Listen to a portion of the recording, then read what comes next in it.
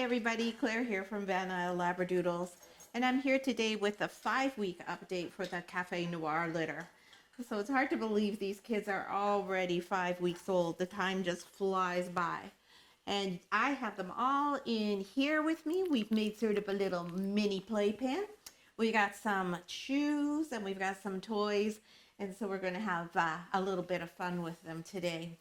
So in this week's update, what we're going to do is go through each individual puppy, tell you a little bit about each of them, what's happened in this past week since you were here for your puppy family visit. And then later on in the video, we are going to talk about food and treats.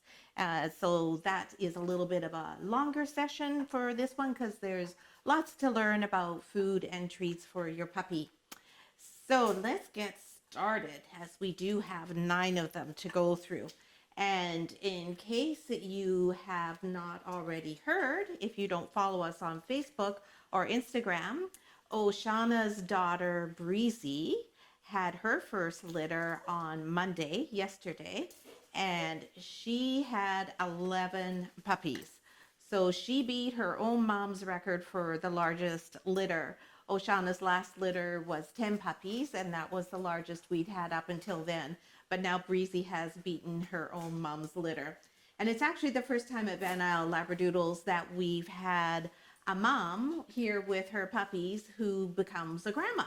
So Oshana, Bijou, and Peanut are all grannies now for us.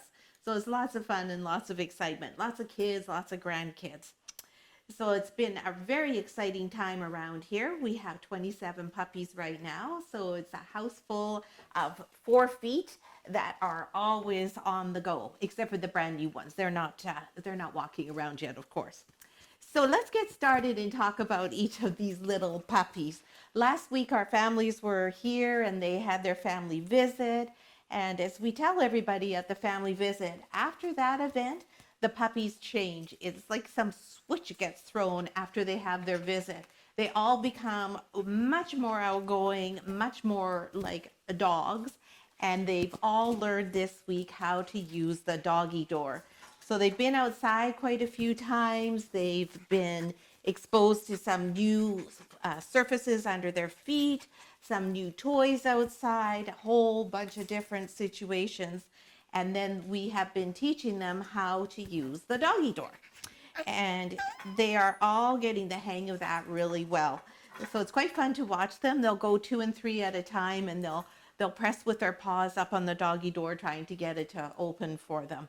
So they are really enjoying being outdoors and starting to ask us all the time to go outside. So I think we'll start with this one here because this one is very interested in being on the camera. And this is Brown Collar Boy. Brown Collar Boy is front and center all the time. He just lives for people. He wants to be held. He wants to play with people. He wants to cuddle, and he is go, go, go. He is a really fun little guy. Lots of excitement with that little puppy. And his brother, who is Blue Collar Boy, our other party in the litter, is just as cuddly wuddly as Brown Collar Boy. Blue Collar's claim to fame is kissing. You can see he can't hold his liquor. He is always licking us, and then he likes to bite your nose sometimes too. So those two are very outgoing, they're very confident, and they just love to play with people. You may see me wiggling a bit, and I apologize for that, but they are starting to get their teeth. So if they're biting my feet, then I'm trying to move my feet away from them. And next here, that's on time. So you can see here that blue collar, or that's brown collar actually, is chewing on my clothing. They're all starting to do some teething now. So we have lots of these little bits of bully sticks out for them. And you can see this, they have this colorful mat here. This is called a snuffle mat. It's just fleece, and you can hide things in it, and so it gives them a little bit of a mental activity as well as a treat. And we also have some duck feet spread about for them to chew on. But we'll talk about all of that a little bit more later in the video. So let's get back to the puppies now. This one here that's jumping in my arms, besides Mr. Brown, this is Red Collar Boy. Red Collar Boy is also a very, very people type of dog. He's very friendly, but he is a little bit quieter than the parties. You can see he really likes to snuggle in and get some kisses and love. He's a very affectionate boy. Outgoing and likes to play, but he's not quite as lively as the two-party ones are. And you can see he gives lots of good kisses, don't you? Very nice little chocolate baby. Let's put you down there. Let's see, who else have we got? Oh, here comes Orange Collar. Orange Collar, sometimes he is a little bit more thoughtful about things and watches what everyone else is doing rather than being the first to try it, like the two parties always are. The two parties in green are always trying everything. Orange Collar likes to watch and then follow suit. But you can see he also really likes to kiss and lick. And if you see his coat, it looks a little bit different from everyone else's right now because it's doing what we call lifting. And that's when they start to get the shape and the waves in their coat. So his is just a little bit farther ahead than everyone else. He's a nice big boy. He is the biggest boy in the litter. No weights today because they're too big for my scale now. And from him, we'll go to the other end of the litter and have the smallest one, and that's light blue collar puppy boy. He is just a doll. He is always fun. He is always in a good mood. He's happy. His tail goes. He likes to try everything and anything, and he just loves it when you come to pick him up. A real sweetie pie. I love this little guy. He's just so cute. I really like his little face. There you go, Mr. Blue Collar, Mr. Light Blue Collar. And this is Mr. Green over here. Mr. Green is busy with one of the chew sticks. And come here, buddy. He's also one of the bigger puppies. We'll see if he wants to chew on it. Nope, he doesn't want to chew on it unless he's down on the ground. Mr. Green is also a very forward dog. He has lots of confidence. He's very outgoing, not afraid of a thing, and likes to try new things all of the time. Aren't you, Mr. Green? That's my boy. Now, oh, Mr. Orange Collar just peed on the carpet here. Oh my goodness.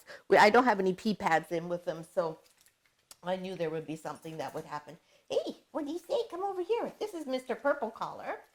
Mr. Purple Collar, this is the dog that totally loves children.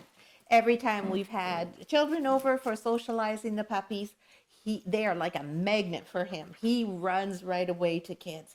He really responds to children well. He's a little bit quieter than the other puppies, but he's just slightly quieter. Not quiet really or shy or anything like that. He's a real love bug.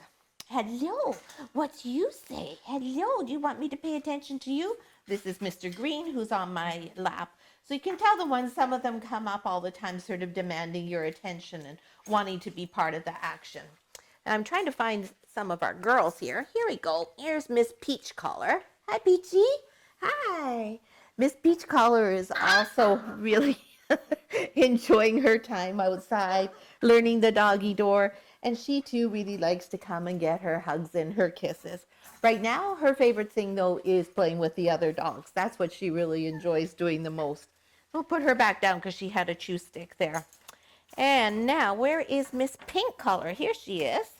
And Miss Pink Collar, you can see with her that she is really changing color. And that's because she's a sable.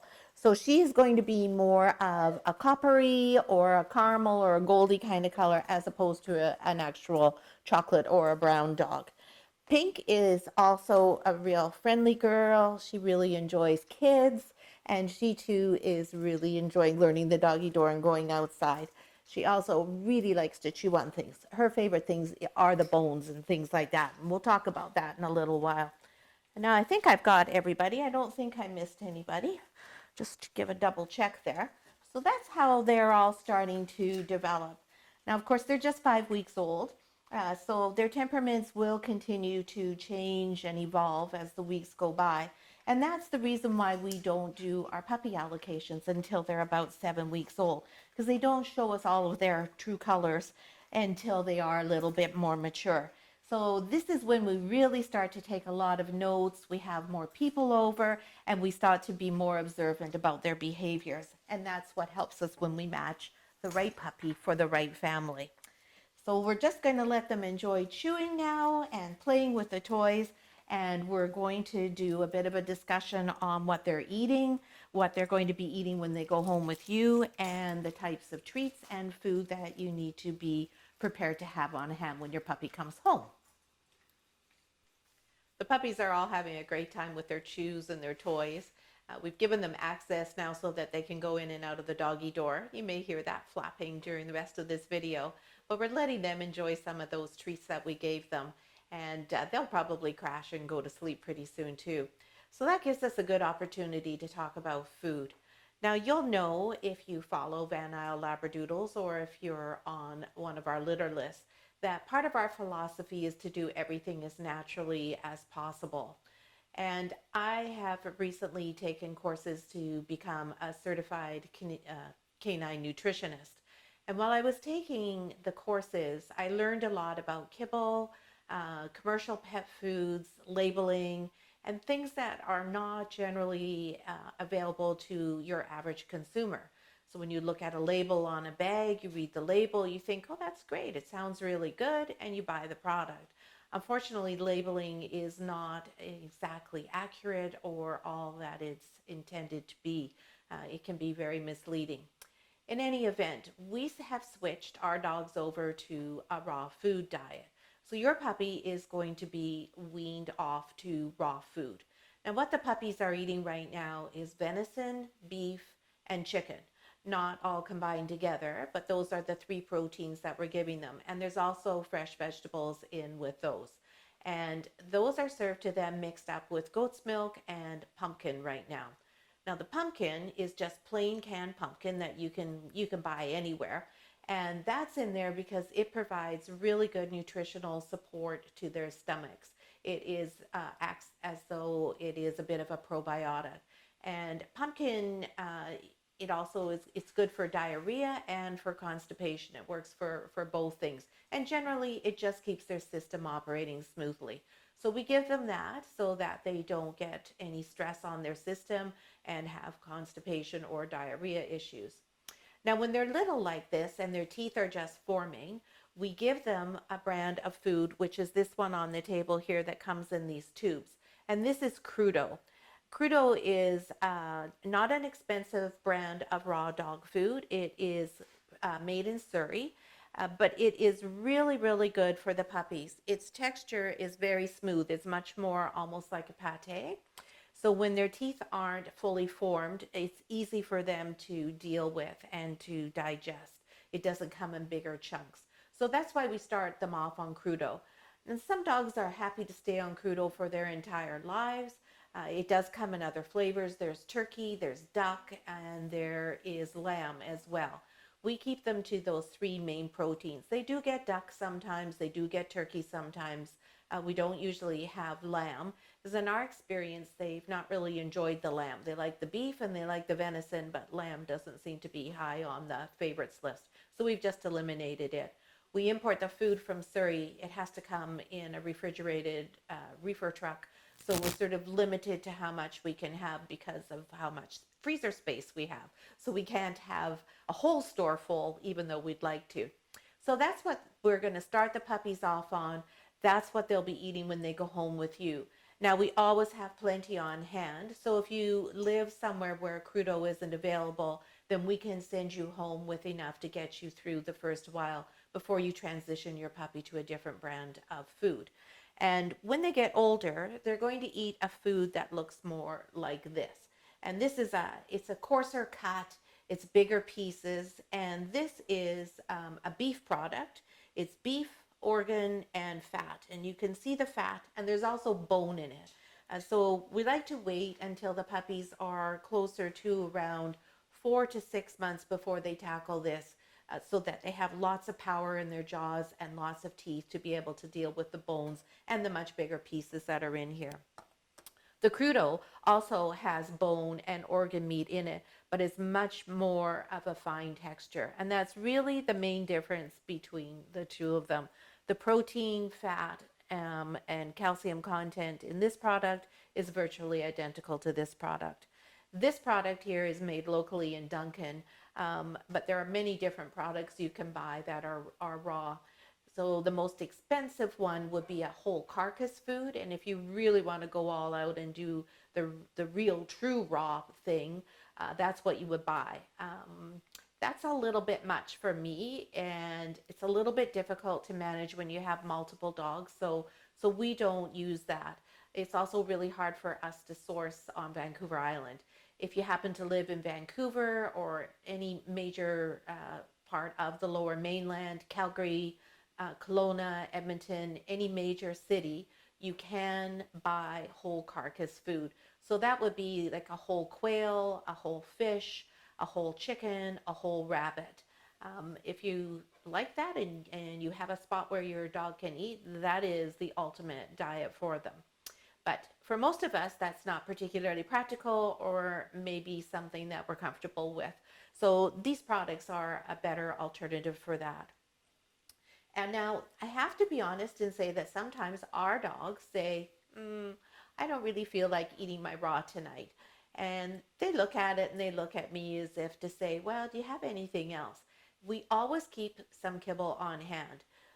We do that particularly because when the girls are pregnant, as you know, dogs already have a very heightened sense of smell. And when they're pregnant, that becomes even more heightened. So every little odor to them can be noxious and something that they don't enjoy. So they often go off their food, and generally speaking, they don't want to eat very much raw. They might want to eat some of the Crudo chicken because it has the least amount of scent to it. But normally they're sort of not so keen on that. They'll eat totally frozen food sometimes, but we keep kibble because quite often they're quite happy to have kibble. And I'm not such a purist that I'm not going to feed my dogs kibble ever. I don't think it's a good idea for it to be the main part of their diet, but I also don't think that it's the end of the world if they have it now and then. And the brand of kibble, the only brand of kibble that we really recommend is made in Canada, and it's Nutrience SubZero. And there's different varieties of proteins in that product. The two that we like are Nutrience SubZero Prairie Red, which is a red meat-based formula, and the other one is the Northern Lakes formula, and that's duck and lamb and trout. And those two seem to work the best with the dogs and seem to be the ones that they like the best as well. It's not a horribly expensive food. It's certainly not inexpensive, but it's not the most expensive. So it averages around $80 for a 22-pound bag. And your Labradoodle is not going to be eating masses of food, so it's not that expensive really to manage for them. And as I said, it's a Canadian-made product. The proteins are all sourced in Canada. And now you may have heard lately that there's an FDA warning for grain-free foods. And the reason for that is so many grain-free foods have legumes to substitute the protein. So if you take away the grain and the carbohydrate in a food, which really is of no benefit to the dog, and sometimes is really a disadvantage to the dog as it is to people, the carbohydrates tend to cause inflammation in our body, then you have to find something else to put in protein. Now, dog food manufacturers are not going to go, oh, great, we'll put in more beef, more lamb, more trout, whatever the protein is, because that's expensive. They're going to look for a less expensive option that still is high in protein. And so that's legumes. Mostly field peas and chickpeas are what you're going to see. Also potato starch, beet pulp, things like that. There's nothing wrong with those ingredients. However, when they're being used at the top of the ingredient list, and that's a dog's diet, there seems to be a correlation with various heart problems. So you need to look for a food that's grain-free so the dog is getting the protein from an animal source and not a carbohydrate source or a legume source. In nutrients, there are peas, there definitely are, and there are lentils, but they're way down on the list. They're after ingredient number 8. So that's a fairly safe ratio. So if you're feeding your dog some kibble here and there, if they just tell you, I'm tired of this raw food for now, it's perfectly fine. You don't need to feel guilty. It's also easy if you're traveling to take it with you and give your dog a good quality product, and it won't kill them to be off raw for a while. You can also buy raw in a dehydrated or freeze-dried form. So if you don't want to use the kibble, even better is if you use that product and take it with you when you're traveling. So I will give you links at the bottom of this video to tell you places in Victoria and on the Lower Mainland where you can buy the Crudo to start your puppy off with. I'll also give you a couple of links for good places to buy your older dog, raw dog food on both the island and on the lower mainland. And if you live in Alberta, if you're in Calgary, Edmonton, Kelowna, or if you're in Saskatchewan, or if you're in Winnipeg or anywhere else, we don't send our dogs much past Manitoba for now. But if you're in any of those other provinces, just drop me a note, and together we can research and find where you can find a quality product that's similar.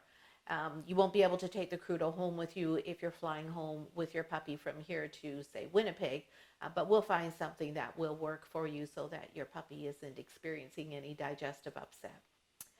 Now, the one thing that's really important with a raw food diet is that it's balanced.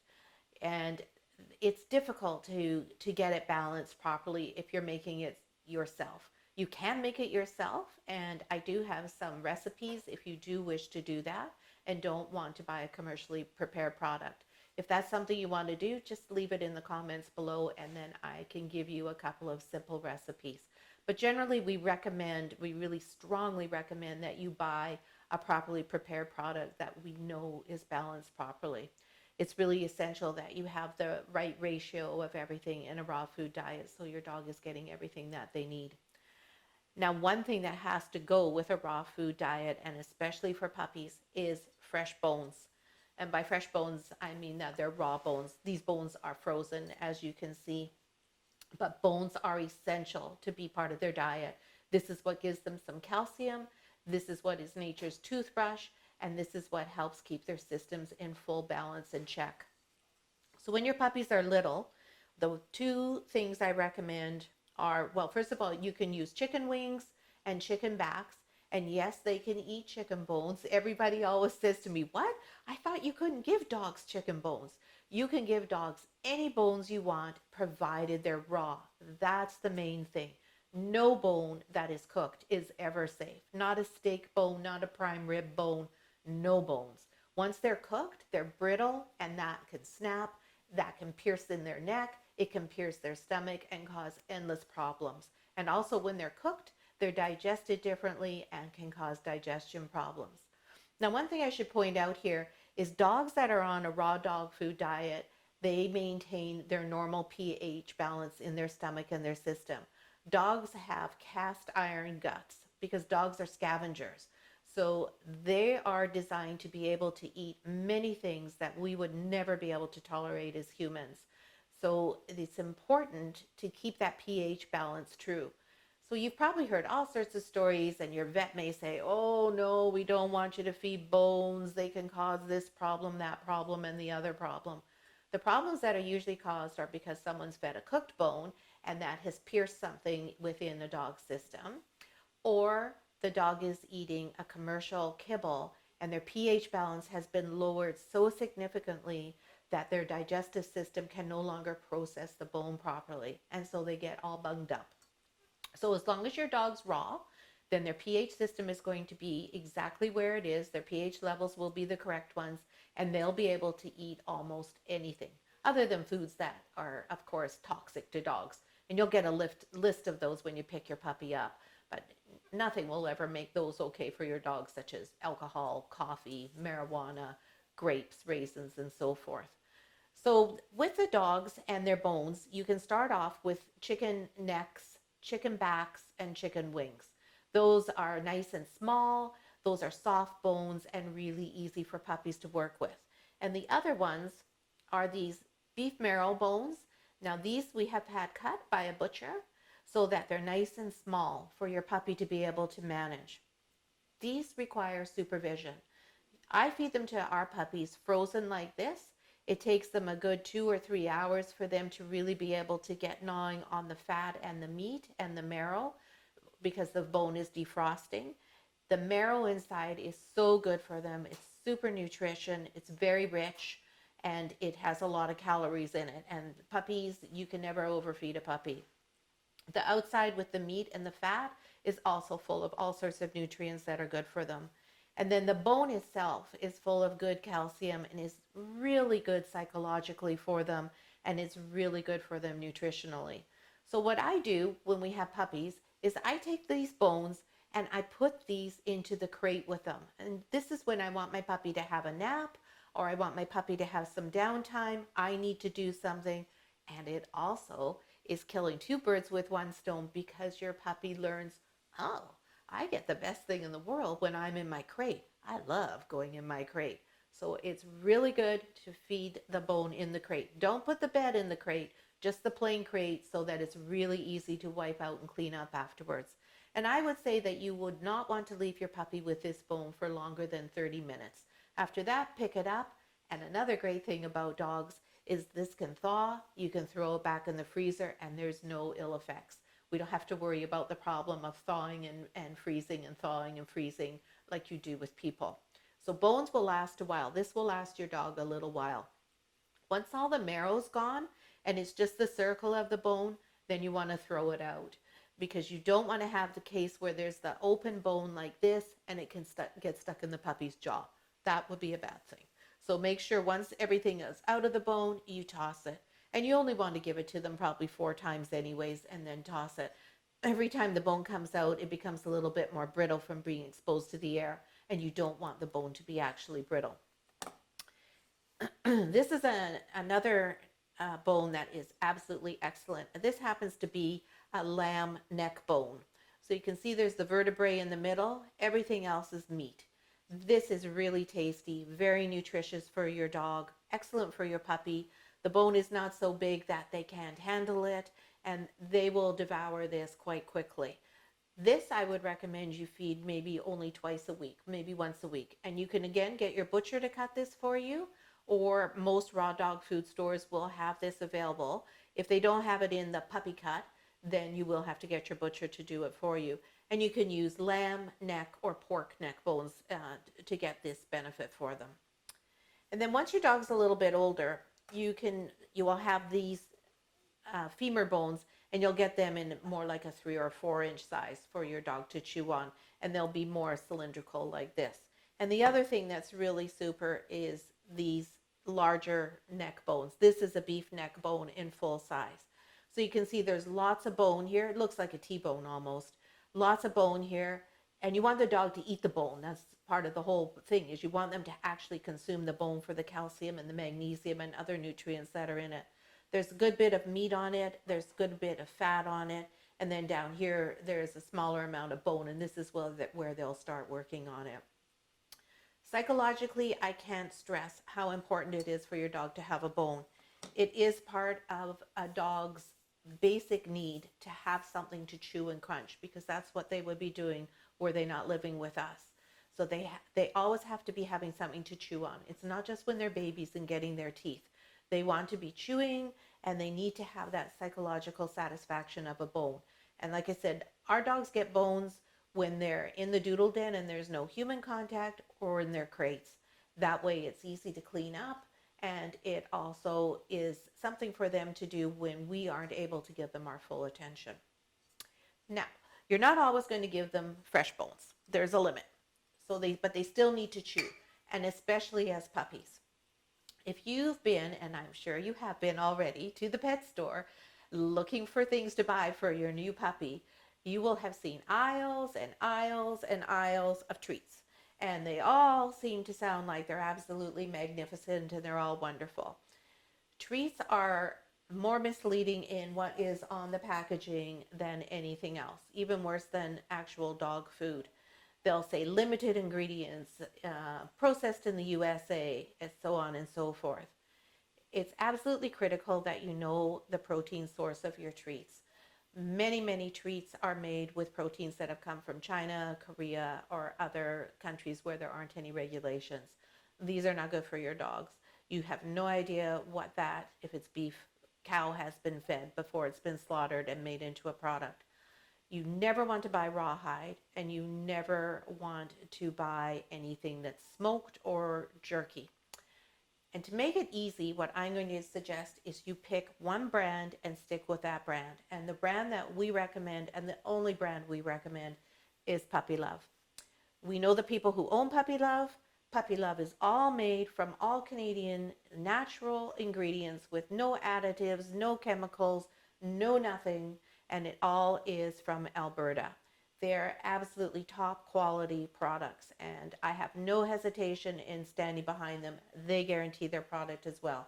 There's no preservatives, nothing whatsoever. Puppy Love has been around since 2009, and Reynold has been and visited their plant. And like I said, we know the owners personally. They are people that we've known since, well, I've known them since 2005. So we absolutely trust them. And we've partnered with Puppy Love so that we have their products on hand and we can sell them to you as well. And once you take your puppy home, we can ship them to you when you need more. And the reason we started doing that is because they are not in places like PetSmart. They are not a great big huge company, so they don't have the sort of quantities available to sell in a PetSmart. So sometimes people were saying to us, oh, we love this product, the dog loves it, it's the only treat that he really likes or the only chew, but we can't find it anywhere. So people were getting frustrated with that. So as a result, we approached Puppy Love and said, hey, could we partner with you? Because we don't have a retail store, but our families are always looking. So they allowed us to do that, and we're really happy that we're able to offer their products. So we have both treats and chews available. This is an example of one of the treats, and this is a freeze-dried chicken liver. These are awesome when you are training your dogs. They're little, they're small, they don't crumble, they don't smell, they're really easy to take, have in your pocket or a treat pouch, and they're really good for your dog. So we carry these in chicken and beef. Beefs and chicken seem to be the two more popular ones. There is one in salmon as well, but we did find that it sort of did tend to crumble and kind of made a mess in your pocket. So we just have the chicken and the beef available. And a bag like this is a good size and will last you for a little while when you're training your puppy. Now you may think, oh yeah, that'll last forever, but you will be surprised how many treats you go through when your puppy is learning with you. Now this over here is another product from Puppy Love that's really excellent as a treat. And these are chicken hearts. Now, chicken hearts are great for your dog. Chicken hearts in their raw form are kind of yucky and slimy and smell and not really something that you want to have around. So these dried ones are excellent. You just have to be careful that you only give one at a time as they're very rich, but they're really good for your dog. And again, this is an excellent thing to have as your nighttime snack for your puppy. When you want your puppy to go to bed and you're putting your puppy in the crate for the evening, or for the night rather, give them one of these. Special treat, only time he gets it. Awesome. Again, two birds with one stone. Now for chews, what we have here is just a few of the products that Puppy Love has. This first one here is a duck foot. Duck feet are really good for puppies. Now I said before about using chicken wings and backs and necks for your puppy. Those are great. Some people don't care for using those products because they are a little bit slimy. So this is just the same. There's nothing added to this. It's just dried. And we have duck feet and we have duck wings. Duck are better than chicken. They're a little bit richer, a little higher in protein, and a little higher in fat. And all of these products that I'm showing you to work well to clean your dog's teeth. These are little bully bits. And these are just one of the products that Puppy Love sells that is in a smaller size. These are hollow and much easier for a puppy to deal with. They're not as useful for an adult dog because they eat these in 2 seconds. I still give these to our adult dogs because they really like them, but they don't last very long. We have different products available for adult dogs that last for longer periods of time. And then we have these mini bully sticks, which are just the same as a regular bully stick, but in a smaller size that's appropriate for a puppy. Great product. And these are all beef. And again, all natural, no chemicals, no preservatives, no nothing done to them. And now if you have a puppy who's a real chewer, and this will vary from puppy to puppy, we have what we call aggressive chewers and some dogs who really aren't interested in chewing much at all. For aggressive chewers, these elk antlers are a great product. This is a whole one that's been cut to a mini size, but this would be something for a 6-month-old puppy at least, because it's quite big. And here's a smaller one. This is more appropriate for a younger puppy. These last forever and ever and are really good at giving some psychological satisfaction to your puppy. And another thing that we have, and you can buy these from us as well in smaller bags. We get the bigger bag because there's more of dogs living with us than with you. And these are dried sardines. Again, totally natural, and all they are is sun dried. And that way you don't have to deal with the sardines in the can, the smell of the sardines, and all the gloppiness that goes with them. These are awesome for dogs. Lots of calcium, lots of omegas, super product for the dogs, really easy to use, and an excellent, really special treat.